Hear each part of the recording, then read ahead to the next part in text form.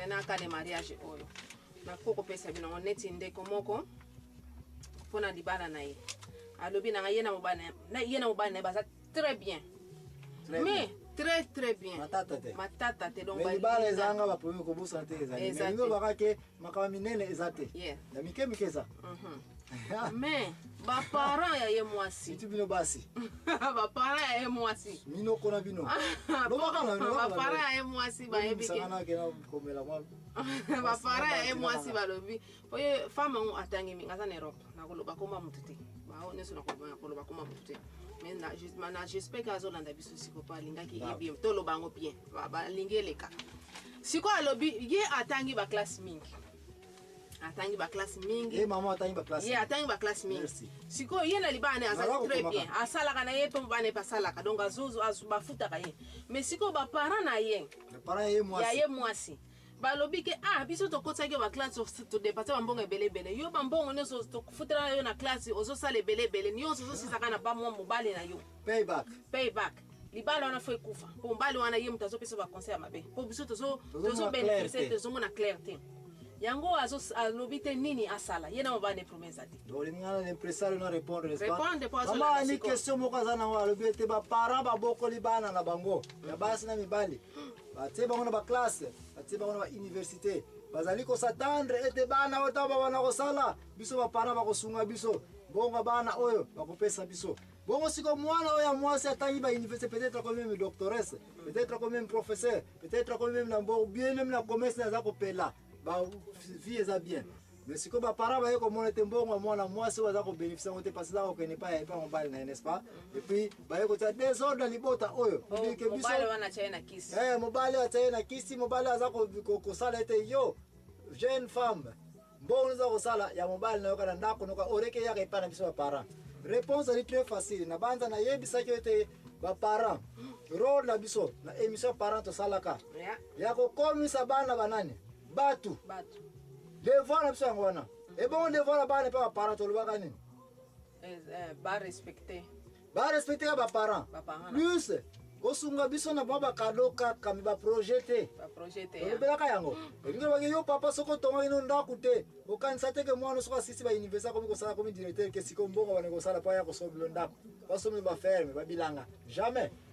ba parents to sunga ka bana ba bonga na vie ba koma bato le panier circule encore on a bana Sœur Georgette mutayema ka yango le panier circule encore ezalaki na tango ne ko ba tango na ngai tika oye ba yete sœur na yebso vérité mwasi oyo tango kota libala na ye abimake pa ba parents bazuleke mbongo wi uno libala normal bazuleke mbongo na wana bajaki ikoki ko comprendre mwana mwasi tango ye na libala na ye mbongo nyonso azali kosala ya ye na libota na ye ezali question mobali na ye bami bali bavandi badeseke mbongo toza na yango sikoyo pe ba parents tokanisela bango nalobi bien kopesa te mais tosala nini ya une différence entre kopesa na kokanisela kokanisela niko banetaka ba offrande topesa na église badime eza obligatoire ba offrande eza nini volonté mwasi ona ndako mobali na ye pe lokola mobali pe la même chose ba bale nazotia mobali na puissance moko te nazopesa pe mobali puissance moko te na mbongo mwasi na mobali tango babala ni mbongo nyonso ndako balingi kosunga ba parents faut bazwa décision quand même bakopesa eza obligatoire te donc papa ba parents oyo totalement il faut kotindika bango mosika na libota oyo sur qu'il encore motema nanga sepeli mingi natangi makomi na yo oyanga motema esepeli natangi makomi na yo elobi tango nanga ezali kaka na tango nanga nzambo kotombola ngai soki osali te yawe na ngai kombo ekotola mapamba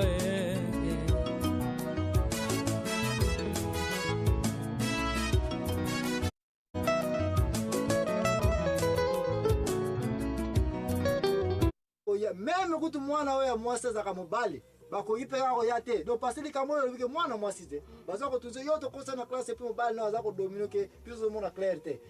l'inverse pe eza possible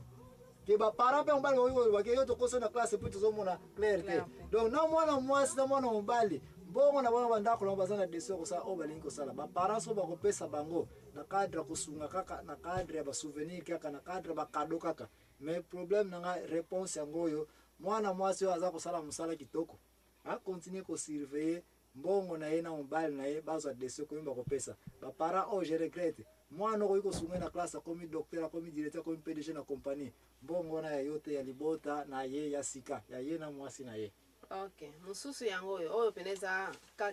situation critique même ngai moko tunasina lembi na ngana lobi nzambe ye moko azwa contrôle kuna pesi ba conseil ngana mobile na to pesi ba conseil mais ezoko marcher pendate. Donc frère oyo azana mwasi na ye babala penza na mariage officiel poto lingo lo mariage nzila nzenga te ya basana bana bele sikoyo na banza bako basana bana na lingo lo bateme basana bana plus de 5 bana do basana bana bele mais siko na ndako mwasi akomi na makamoko lengiti makambiloko nyonso mwasi azoba eza ye ndako eza ye makambo nyonso eza ye donc mobali azana mwa kolobate devant mwasi wana parce que il y a la puissance pour y a la puissance yeah et pourtant mbongo ba commerce nyonso bazosala ya bango mibali ya mwasi na mobali siko mwasi azoro ba ke nyonso wana za ye mobali wana azaka séparatiste yes alobi kamutu keza ye ndako eza ye ba faire eza ye sikoyo mwasi akosala likamu nyonso alingi mobali kama na mibali ba yo kotala ye na kata ndako alibana na ye sans kotuna mobali mobali amoni kaka batu bayena ndako ye mwasi akoyebisa mobali ke yo za bande kamara na ngaba yo kotana ngaya bon sikopona mobali akoloba pona nini oyebisa ngate ko so yamba papa bon ngai na décider kamara na ngaba ko ya kotana ngana n'importe quel moment n'importe quel temps donc ba ko ya donc yo ko kata ngate po fo ba ya bana ba kolikoli ba so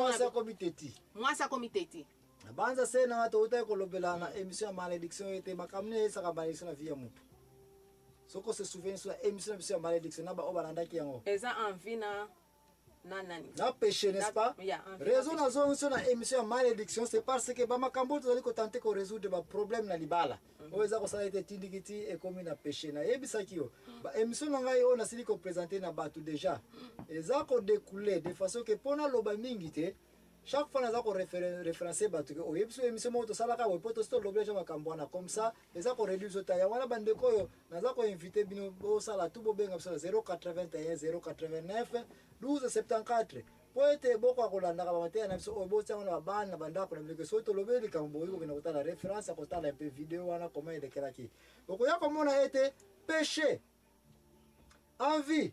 les deux biloko comme ça o sa ke na vie na batu trouble za okota to lobela na émission la paix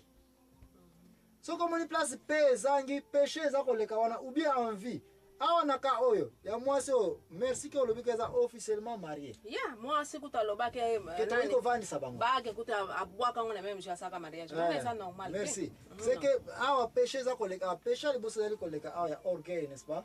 parce que mwasi amona nete ya comité ti azasu ko respecter mbali et puis quelque bana pe babota mi mobali azasi te ke bazali ya ye donc linzu to le ba paternité ya bana koma makamba mobali alobi andimite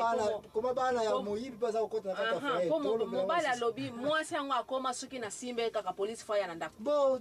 to conclure yango kaka ke péché za koleka na ndako na ya désobéissance et puis possibilité pe zalika adultère parce que oza koloba ete mwasi pe mobali aza ko soupçonner que bana baza ko bota na ndako peut-être makila na ete n'est-ce pas donc il y a un péché alors péché solution moko to lobela ki yango mutu soki kangami na péché conseil no ko pesa ye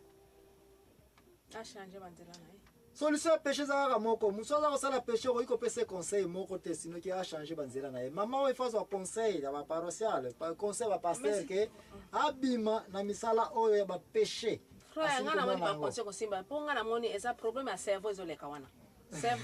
problème comme na problème à cerveau bien merci ya solo na seki mais na seki yote na seki pe ka molobite ba tu mingi bazali ko sala erreur ça a comme très dangereux même bana même tam susu bana baso kene classe elle s'en fout oso comprendre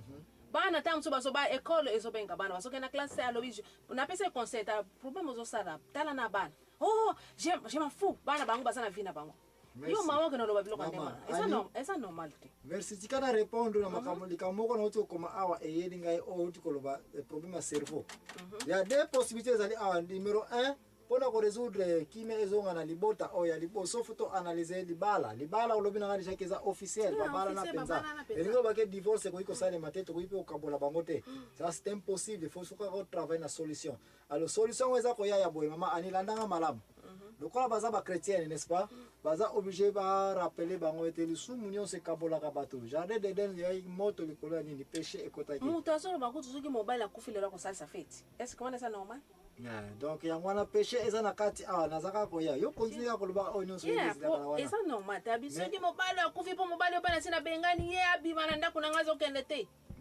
abisoka akufile na salsa fête lisumu nde konanga lisumu ekoti na ndako oyo mama wana papa baza obligé ba vani sa bango ba faire savoir bango d'abord lisumu ezaba lokola eyebanja lisumu orgueil ba passer ba vani se bango bazo changer na yebi ba passer ngote parce que question ezali pe yango erreur so ezali ko sala chaque fois des autres se côté na mabota tozo kansaki passer à sa solution